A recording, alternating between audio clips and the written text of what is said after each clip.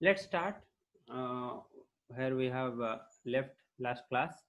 I think we left from here limitations of Bohr model. This page is side slightly मतलब क्या blurry during the photo. Okay, you can read it or not. Try to read it. Can you read it? Can you read it or not? Tell me. If not, then I will Yes, sir. Yes, sir. Yes, I sir. will dictate point by point. Okay, write it down. Write it down in the copy. I will dictate point by point, explaining every point. Okay. As we know, the Bohr's model for hydrogen atom. Okay, Bohr's model was only for hydrogen or hydrogen-like atom. Okay, hydrogen-like atom, as we have discussed, helium plus, lithium 2 plus, beryllium 3 plus. These three species mainly are hydrogen-like species. Means hydrogen-like species means one electron species. Sir हमारे atom के पास एक ही electron है, तो वो हो गया हमारा hydrogen like species, because hydrogen atom के पास भी एक ही इलेक्ट्रॉन है. अगर दो इलेक्ट्रॉन आते हैं ना, इलेक्ट्रॉन इलेक्ट्रॉन के बीच भी रिपल्सन होता है, आपको पता है ना, नेगेटिव नेगेटिव चार्ज के बीच भी रिपल्सन होता है, तो वो फैक्टर हमारा काम में आ जाएगा और वहां पर हमें थोड़ा डिफिकल्टी होगा करने के लिए. तो इसीलिए Bohr model is only for hydrogen और हाइड्रोजन लाइक स्पीसीज. तो उसका लिमिटेशन क्या रह गया सर? जो बोर मॉडल हमने नील बोर ने दिया हमें एक बोर मॉडल, उसमें लिमिटेशंस क्या रह गया हमारे लिए? तो first thing that he could not explain spectrum of multi-electron atoms, which I was telling about you, that only one electron, then the Bohr model is working fine, and we don't want to go to any other model. But when you have two or more than two electrons in our cell or orbit, then the Bohr's model will fail. It don't give any spectrum, as we have drawn for spectrum for hydrogen atom, Lyman series, Balmer series, Paschen series. Okay, Lyman series, Balmer series, Paschen series, then Brackett series, then Pfund series, and then Humphrey series. Okay, these are the series we got from hydrogen atom, but we don't get any such spectrum for multi-electronic atoms in Bohr's model because it could not explain that. So that is the main limitations of Bohr model. But then Bohr's introduction, write the second point, Bohr's introduction of a concept of integer n, selecting the stable orbits for electron was also arbitrary.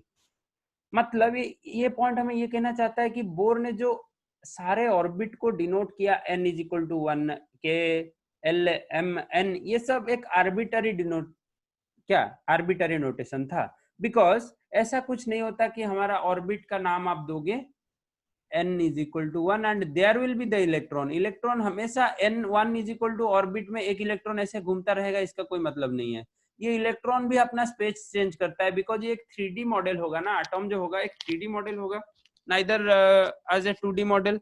सो जैसे ये 3D model होगा, तो यहाँ पर जो electron होता है वो अपना स्पेस चेंज करता रहता है एटॉम के अंदर, और आप नहीं कह सकते कि सिर्फ ये जो अपना n इज इक्वल टू 1 है या फिर n इज इक्वल टू 2 है उसी में ही इलेक्ट्रॉन घूमेगा.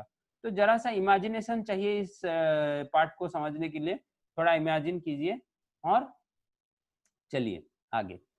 फिर तीसरा पॉइंट हमें बताता है, it could not explain the ability of atoms to form molecules by chemical bond. तो ये हमें बॉन्डिंग के बारे में कुछ नहीं बताता. जो इलेक्ट्रॉन, क्या हमें बॉन्डिंग क्या क्या पता है ना? एक सर होता है आयनिक बॉन्ड, दूसरा होता है कोवैलेंट बॉन्ड, और तीसरा होता है कोऑर्डिनेट बॉन्ड. तो ये तीनों बॉन्डिंग के बारे में भी ये कुछ नहीं बताता. आयनिक बॉन्ड में क्या होता है आपको पढ़ाया गया है 10th में, क्या होता है ना, एक इलेक्ट्रॉन कोई डोनेट करता है और कोई दूसरा स्पीसीज उसका एक इलेक्ट्रॉन एक्सेप्ट करता है, जैसे कि हमारा NaCl मॉलिक्यूल. तो बोर्स मॉडल उस सब के बारे में कुछ नहीं समझा पाता. कोवैलेंट भी आपको पता है, शेयरिंग ऑफ इलेक्ट्रॉन. कोऑर्डिनेट क्या बॉन्ड क्या होता है ना, लोन पेयर को पूरा आप डोनेट कर दोगे. अगर नाइट्रोजन अपने लोन पेयर को बोरोन को या फिर किसी भी इलेक्ट्रॉन डेफिशिएंट कंपाउंड को, किसी भी इलेक्ट्रॉन डेफिशिएंट एटम को डोनेट कर दे, तो उसको हम बोलेंगे कोऑर्डिनेट बॉन्ड. ये सब समझाने के लिए अपना बोर मॉडल सफिशिएंट नहीं था बेटा. ये सब समझाने के लिए अपना बोर मॉडल सफिशिएंट नहीं था, इसलिए हमें कुछ आगे देखना पड़ा, क्वांटम मैकेनिकल मॉडल की तरफ हमें जाना पड़ा. तो आज हम क्वांटम मैकेनिकल मॉडल पढ़ेंगे नहीं, आज हम क्वांटम मैकेनिकल मॉडल की तरफ जाएंगे. तो धीरे धीरे देखिए वो डायरेक्ट हम क्वांटम मैकेनिकल मॉडल शुरू नहीं करेंगे. It could not explain the dual nature of electron. तो मैंने आपको इलेक्ट्रॉन का डुअल नेचर पढ़ाया था. क्या पढ़ाया था? कौन बता सकता है? नीतीश बताओ. ये सब हाँ, डुअल नेचर ऑफ इलेक्ट्रॉन आप क्या समझते हो?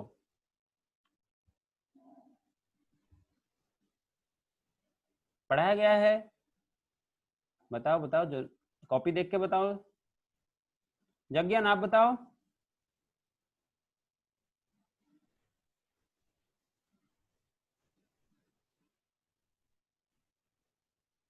Okay, no one can answer this question. Very nice. तो हमें पता सर था. सर सर नेटवर्क हाँ, प्रॉब्लम सर. क्या? Sir dual nature sir. Sir hello. हाँ बताओ. सर पार्टिकल एंड वेव दोनों की तरह बिहेव करेगा. हाँ, वेरी नाइस. तो इलेक्ट्रॉन जो होता है पार्टिकल की तरह बिहेव करता है, ये हमें कहाँ से पता चला? कौन से थ्योरी से बताओ? सर ये तो नहीं, याद नहीं. जाके देखो कॉपी. पार्टिकल नेचर कौन से थ्योरी से पता चला और वेव नेचर कौन से थ्योरी से पता चला. जाके देखो ओके कॉपी सर. में. और आपके नए दोस्त ऋषिकेश को सब अपने नोट से हेल्प करो. नोट से प्रॉब्लम है जो सोल्यूशन वोल्यूशन वगैरह आपको दिए गए हैं, उससे हेल्प करो. Okay. Okay sir. Okay, thank you. Next. ये पांचवा पॉइंट एक नया पॉइंट है और बहुत इंपॉर्टेंट पॉइंट है. ये पांचवा पॉइंट एक नया पॉइंट है और बहुत इंपॉर्टेंट पॉइंट है. It could not explain Zeeman and Stark effect. It could not explain Zeeman effect and Stark effect. Everyone please write. It could not explain Zeeman effect and Stark effect. What is Zeeman effect? ये जो spectra lines हमने देखे, okay, ये जो spectra lines हमने देखे hydrogen spectrum में, वो स्पेक्ट्रा लाइन अगर मैग्नेटिक फील्ड के इफेक्ट में स्प्लिट करता है, वो स्पेक्ट्रल लाइन अगर मैग्नेटिक फील्ड के इफेक्ट में स्प्लिट करता है, उसको बोलेंगे हम Zeeman effect. Okay. while the same spectral lines when they split in the presence of electric field. Electric field और मैग्नेटिक फील्ड बारे में आप कुछ समझते हो? मैग्नेटिक फील्ड बारे में तो आप समझते होगे. एक तरफ नॉर्थ पोल रख दिया, दूसरी तरफ साउथ पोल रख दिया. ये तो हमें यहाँ पर क्या मिल गया? एक magnetic field, sorry south to north या नॉर्थ टू साउथ, जो भी हो, एक मैग्नेटिक फील्ड हमें मिल गया. वैसे इलेक्ट्रिक फील्ड बनाने के लिए एक तरफ आपने कैथोड रख दिया, दूसरी तरफ एनोड रख दिया, जैसे हमने कैथोड रे और एनोड रे एक्सपेरिमेंट में किया था. तो वहां पर हम इलेक्ट्रिक फील्ड जनरेट कर सकते हैं. तो जो splitting of spectral line in presence of magnetic field होता है, जीमैन इफेक्ट, साइड में लिखो स्टार मार्क करके. और the splitting of electric field in presence the splitting of spectral lines in presence of electric field is called Stark effect. यह है bore का जो सेकंड मोस्ट इंपोर्टेंट लिमिटेशन. पहला important limitation था ये कि मल्टी इलेक्ट्रॉनिक स्पीसीज के लिए नहीं है, और ये सेकंड मोस्ट इंपोर्टेंट. और यहाँ पर देखिए बहुत ही इंटरेस्टिंग बात है जो आज हम पढ़ने वाले हैं. For de Broglie hypothesis and Heisenberg principle Bohr has no explanation. Bohr के पास कोई समझ नहीं था कि डी ब्रोगली ने बोला क्या और हाइजेनबर्ग अनसर्टेनिटी प्रिंसिपल क्या बोलता है. तो इसके लिए बोर के पास कोई आंसर नहीं था, बिकॉज ये सब जो थ्योरी थे ना, वो बोर के बाद आए थे. नाइल बोर के मॉडल के बाद ये सब थ्योरी आए थे. तो तब बोर के मॉडल के पास इस सब थ्योरी के ऊपर कोई भी एक्सप्लेनेशन नहीं था. ओके. आप हाइपोथेसिस का मतलब क्या समझते हो? जरा आपने मतलब इंग्लिश नॉलेज से बताओ. कोई भी हाइपोथेसिस का मतलब आप क्या समझते हो? What we can. हाइपोथेसिस मतलब सर कोई भी थ्योरम, मतलब जैसे थ्योरम का स्टेटमेंट होता है वैसे. स्टेटमेंट होता है, पर हाँ, पर प्रिंसिपल में क्या स्टेटमेंट नहीं होता? बताओ. हाँ, प्रिंसिपल में भी होता है पर ये सर, हाइपोथेसिस प्रिंसिपल में को भी होता हमने इसको हाइपोथेसिस क्यों बोला, हमने इसको प्रिंसिपल क्यों बोला? बताओ. है सर. देखो. प्रिंसिपल जो होता है वो एक लॉ को डेराइव करता है ना. हाँ, ये जो प्रिंसिपल होता है वो एक लॉ का डेरिवेशन होता है, और वहां पर हमारे पास प्रैक्टिकल नॉलेज भी होता है और थ्योरेटिकल नॉलेज भी होता है. पर जो हाइपोथेसिस होता है ना, वो सिर्फ थ्योरी बेस्ड होता है. आपने ऑन पेपर मुझे प्रूव करके दिखा दिया. आपने मुझे ऑन पेपर प्रूव करके दिखा दिया कि सर 50 ओवर में अगर मैं हर बॉल में 4 रन करूं, या फिर हर ओवर में 4 रन करूं, तो 200 रन हो गया.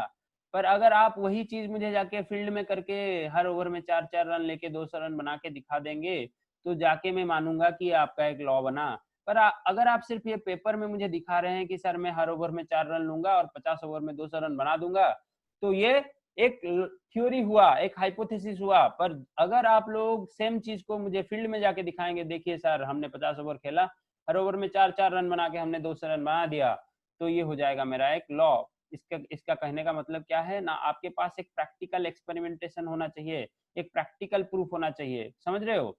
किसी चीज को आपको लॉ बनाने के लिए एक तो एक स्ट्रॉन्ग थियोरिटिकल बैकअप होना चाहिए, जो कि आपका थ्योरी सबसे सही हो और कोई भी गलती नहीं हो आपके रिसर्च में, और उसके बाद एक प्रैक्टिकल बैकअप होना चाहिए जो कि आपके थ्योरी को एक्सप्लेन कर सके। जैसे कि चार्ल्स ने अपना चार्ल्स लॉ या फिर बॉयल्स ने अपना बॉयल्स लॉ दिया था, वहां पर उन्होंने एक प्रैक्टिकल बैकअप दिया था। पर बोर्स ने तो कोई प्रैक्टिकल बैकअप हमें नहीं दिखाया, कोई भी एक इलेक्ट्रॉन का मॉडल हाइड्रोजन आटम हमें दिखाया था क्या? उन्होंने सिर्फ ऑन द पेपर बोल दिया। इसीलिए हम इसे मॉडल बोलते हैं या फिर बोर का थ्योरी बोलते हैं, और जहां पर आप लिमिटेशन निकाल सकते हो। पर चार्ल्स लॉ और बॉयल्स लॉ में क्या कुछ आप लिमिटेशन निकाल पाओगे? वहां पर तो सिर्फ आइडियल गैस का एक्सपांशन होता है, P is inversely proportional to, sorry directly या फिर कुछ भी, वहां पर जब हम पढ़ेंगे वहां पता चलेगा। ओके, इट कुड नॉट, और फाइनल पॉइंट लिखिए, अभी फाइनल पॉइंट लिखिए, it could not explain about the 3D geometry of orbital and molecules. तो जो 3D ज्योमेट्री होता है भाई, कैसे 3 डायमेंशनल स्पेस में हम यहाँ पर अभी जो बैठे हैं, हम 2D में बैठे हैं या 3D में बैठे हैं? ऑब्वियसली 3D में बैठे हैं, तो ये जो 3 डायमेंशनल अरेंजमेंट होता है, इसका आंसर भी हमारे बोर मॉडल में नहीं है। तो ये 3 डायमेंशनल अरेंजमेंट का आंसर भी हमारे बोर मॉडल में नहीं है। तो जल्दी से ये पॉइंट्स सारे लिख लीजिए, और कुछ अगर समझ नहीं आया तो मुझे बताइए, और इसके बाद हम आगे चलते हैं समरफील्ड मॉडल। समरफील्ड मॉडल आपका इतना ज़्यादा नहीं है, तो जितना है ऊपर ऊपर से डिस्कशन करके चलेंगे। No need to write Sommerfeld model, this is obviously out of syllabus, and now after your syllabus is get reduced by NCERT का जो अपडेटेड सिलेबस मैंने ग्रुप में भेजा था, उसके हिसाब से तो ये सब नहीं पढ़ना चाहिए आपको, समरफील्ड मॉडल नहीं पढ़ना चाहिए। उसके बाद ये हाइपोथेसिस पढ़ना चाहिए, एवोगाड्रो और डी ब्रोगली और हाइजेनबर्ग पढ़ना चाहिए, बट ये जो समरफील्ड मॉडल है ये नहीं पढ़ना चाहिए। तो हम इसे स्किप करके चले जाएंगे, सिर्फ मैं बता दूंगा क्या क्या होता है इसमें। ओके, लिखने की कोई जरूरत नहीं है। आप लिमिटेशन ऑफ बोर मॉडल अच्छे से लिखिए, ये क्वेश्चन आता है आपके लिए, 3 मार्क्स क्वेश्चन आता है ये। ओके, इसके साथ पूछ देता है जीमान इफेक्ट और स्टार्क इफेक्ट क्या होता है, उसको समझाइए, ये भी पूछ देता है। तो अच्छे से लिखिए, जब खत्म हो जाए लिखना तो रेज हैंड कर दीजिए, आगे चलेंगे। जब खत्म हो जाए लिखना तो रेज हैंड कर दीजिए, आगे चलेंगे। Shruti Ranjan, you are late to the class.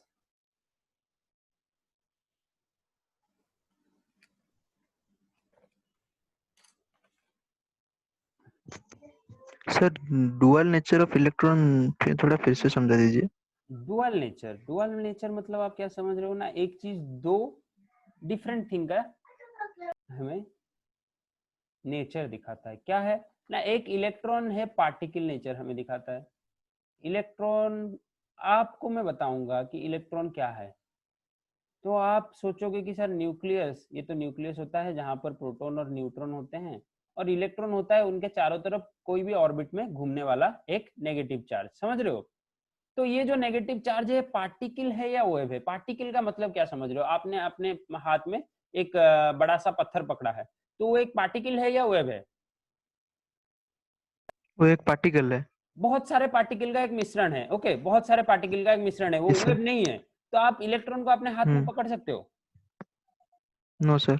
नहीं पकड़ सकोगे। अगर आपका हाथ इतना छोटा हो जाएगा कि आप इलेक्ट्रॉन को देख पाओगे और पकड़ पाओगे तो आप पकड़ सकते हो। पर जब इलेक्ट्रॉन यस सर। एटॉम के अंदर मूव करता है, जब इलेक्ट्रॉन एटॉम के अंदर मूव करता है, तो उसका वेलोसिटी होता है 2.6 2.8 इंटू 10⁶ मीटर पर सेकेंड, जो कि very close to speed of light. Speed of light क्या होता है? 3 इंटू 10⁸, और ये होता है 2.8 into 10⁶ metre per second, which is very nearer to the speed of light. तो इतने स्पीड में जब एक छोटा सा पार्टिकल मूव करता है, तो वो पार्टिकल नेचर तो दिखाता ही दिखाता है, पर वो एडिशनली और एक नेचर दिखाता है, वेव नेचर।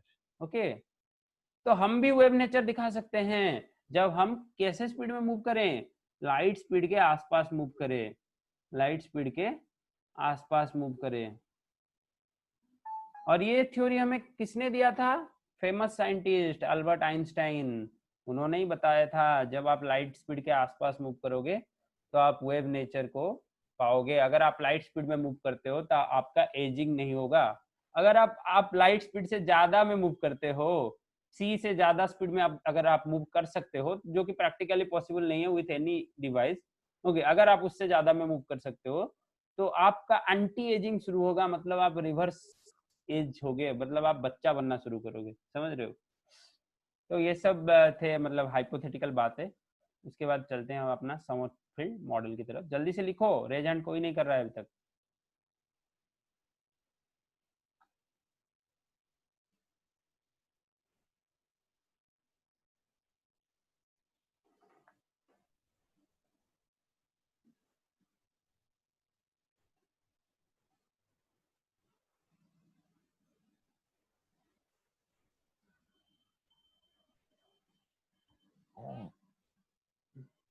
जल्दी लिखो, जल्दी लिखो, जल्दी लिख के बताओ कि सर हो गया, आगे चले। समरफील्ड मॉडल डिस्कस करके आज का कोर्स खत्म करेंगे, आपको एक्सरसाइज देंगे और अगले क्लास के लिए रेडी हो जाएंगे।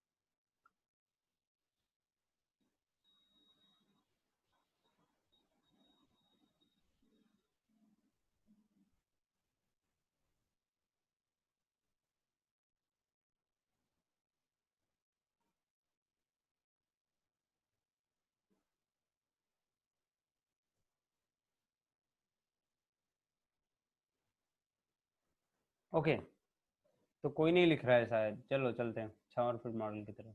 ऐसे क्या कर रहे हो, लिखो बैठ के क्लास में, नहीं लिखोगे तो कैसे होगा।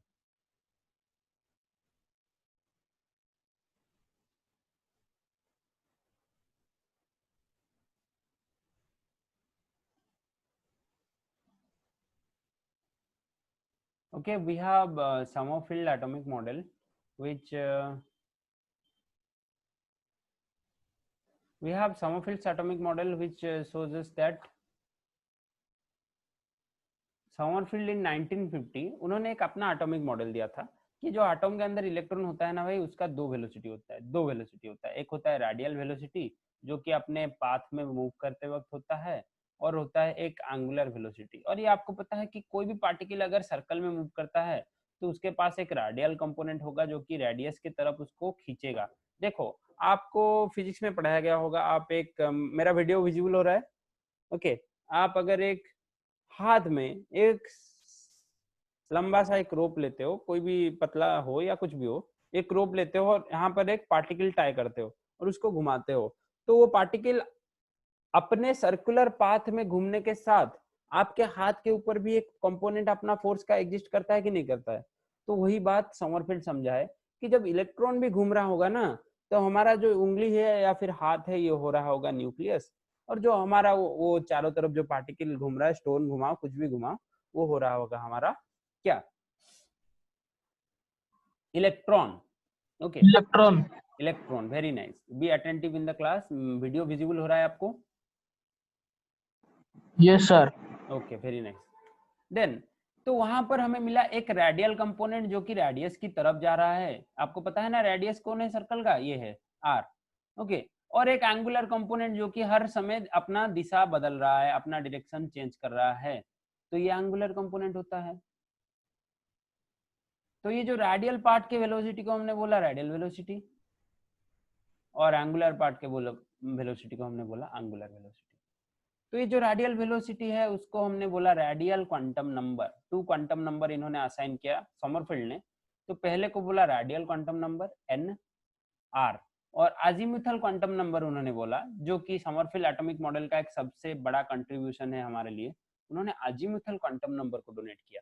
ये जो अजीमुथल क्वांटम नंबर है के नाम से है, और k is equal to n plus n is equal to k plus n r. तो जो हमारा टोटल सेल का प्रिंसिपल क्वांटम नंबर है या फिर सेल नंबर है, वो कैसे आता है, ना रेडियल क्वांटम नंबर प्लस के। Okay, radial quantum number plus के क्या होता है ना, अजीम्यूथल क्वांटम नंबर। सिर्फ याद रखिए कि अजीम्यूथल क्वांटम नंबर, ये शॉर्ट नोट बना दीजिए कि azimuthal quantum number was first derived from Sommerfeld atomic model. Okay, ये शॉर्ट नोट बनाइए, पूछता है अजीम्यूथल क्वांटम नंबर कहाँ से आया था, बाकी यहाँ से कुछ नहीं पूछता, ये जो एंगुलर फंगुलर नहीं पूछेगा। और देखिए, ये आपने कभी अपने पढ़ाई, इतने दिनों के पढ़ाई में इलिप्स देखा है? इलिप्स एक अंडा जैसा होता है इलिप्स, यहाँ पर बना हुआ है साइड में, मैं भी एक अंडा बना देता हूँ। ओके, तो यहाँ पर क्या होता है ना, एक होता है मेजर एक्सिस या फिर मेजर रेडियस, इसको हम बोलते हैं सेमी मेजर एक्सिस, और एक होता है माइनर एक्सिस, इसको बोलते हैं हम सेमी माइनर एक्सिस, और इसका सेंटर यहीं कहीं होता है। तो उन्होंने बोला कि जो हमारा एटॉम है वो एक सर्कल नहीं है, जो कि बोर ने बोला था सर्कुलर पाथ में घूमेगा, L = mvr, सर्कल का फॉर्मूला डाल दिया था, तो वो नहीं है, वो एक इलिप्स है भाई, इलिप्स। और इलिप्स में आप कुछ ऐसा कुछ फॉर्मूला नहीं डाल सकते वेलोसिटी निकालने के लिए, आपको हर प्लेस में, आपको हर जगह में रेडियल कंपोनेंट और एंगुलर कंपोनेंट दोनों निकालना होगा। जैसे कि ये जो हमारा ए पॉइंट में इलेक्ट्रॉन है, यहाँ पर इसका रेडियल कंपोनेंट बाहर जा रहा है, एक अंदर आ रहा है, और ये जो एंगुलर कंपोनेंट है ऐसे इसको सर्कल के चारों तरफ घुमा रहा है। तो यहाँ पर अकॉर्डिंग टू सर्कुलर ऑर्बिट, यहाँ पर n = 3 के लिए, देखिए अजीमुथल क्वांटम नंबर भी 3 बना, k = 3 बना, n = 3 के लिए अजीमुथल क्वांटम नंबर 2 भी बन सकता है, और n = 3 के लिए अजीमुथल क्वांटम नंबर 1 भी बन सकता है। ये बात ध्यान से सुनिए, क्या होता है ना, हमारा जो n सेल है उसके अंदर 3 पॉसिबल वैल्यूज ऑफ k हैं, n के अंदर 3 k होते हैं, वो होता है एक n = और एक होता है n-1 और एक होता है n-2, 0 तक, ऐसे आपको जाना पड़ेगा 0 तक। अगर n का वैल्यू 4 हुआ तो k का वैल्यू हमें क्या क्या मिलेगा, सोचो जरा, क्या क्या मिलेगा, 4 मिलेगा, 3 मिलेगा, 2 मिलेगा, 1 मिलेगा, समझ रहे हो, k का वैल्यू हमें मिलेगा 4 मिलेगा, 3 मिलेगा, 2 मिलेगा, 1 मिलेगा, ये देन, और 0 भी होगा। ये जो समरफील्ड फॉर्मूला ये सब बेकार चीज है, जरूरत नहीं है हमें। फिर limitations of Sommerfeld atomic model, ये पॉइंट देखिए, ये पॉइंट देखिए, आपको अगर स्क्रीन विजिबल हो रहा है तो बहुत बढ़िया, ये पॉइंट देखिए लिमिटेशन। मैं और थोड़ा जूम करने की कोशिश करता हूँ जैसे कि आपको अच्छा लगे। Okay, limitations of Sommerfeld atomic model.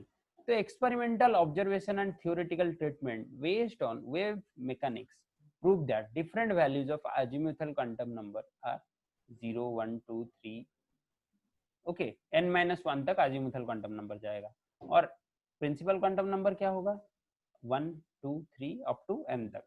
ये लिमिटेशन था, बिकॉज समरफील्ड ने क्या बता दिया कि बताया n = k होगा, पर ऐसा नहीं होता है। जब हम प्रैक्टिकली देखें तो क्वांटम थ्योरी में हमें पता चला कि अजीमुथल नंबर k = n-1 होता है, k = n नहीं होता है। तो ये उनका एक पहला क्या आया, लिमिटेशन मतलब समझ रहे हो, जो वो गलत किए हैं उसको हमने बताया है। तो दूसरों की गलती निकालने के लिए हमें बहुत मजा आता है, हम मतलब ह्यूमन नेचर है ये, दूसरे की गलती हम देखते हैं बहुत अच्छे से, अपना देखते नहीं देखते वो पता नहीं। फिर new quantum number beginning with 0 and ending with n-1 represented by L, where L and K are related as L = k-1।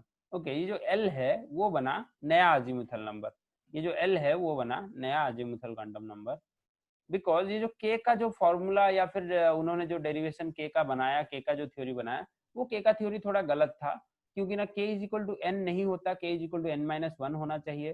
तो यहाँ पर हमें नया रिप्रेजेंटर लिया गया अजीमुथल क्वांटम नंबर के लिए, और उसका नाम क्या दिया गया, एल से हमने डिनोट किया अजीमुथल क्वांटम नंबर को। और अजीमुथल क्वांटम नंबर क्या होता है ना, n-1 और k-1 से लेकर n-1 से लेकर 0 तक।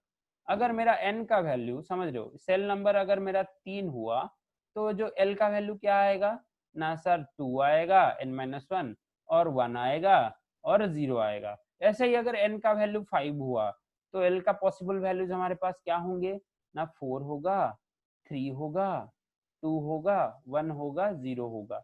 समझ आ रहा है, बहुत बढ़िया, इसमें कुछ ज्यादा चीजें नहीं है समझने के लिए। Okay, then a theory cannot give the correct number of lines observed in the fine structure. Okay, इन्होंने कुछ भी experimental backup ही नहीं दिया भाई, कैसे होगा, theory दे दोगे सिर्फ. फिर the exact definition of a position and momentum of electron can be given. ये उन्होंने बताया कि जो position and momentum of electron है वो हम एक टाइम में कैलकुलेट कर सकते हैं, but which is not possible because Heisenberg uncertainty principle हमें बताता है कि इलेक्ट्रॉन का हम पोजीशन और मोमेंटम एक टाइम में कभी भी कैलकुलेट नहीं कर सकते. Okay, this is the fact here.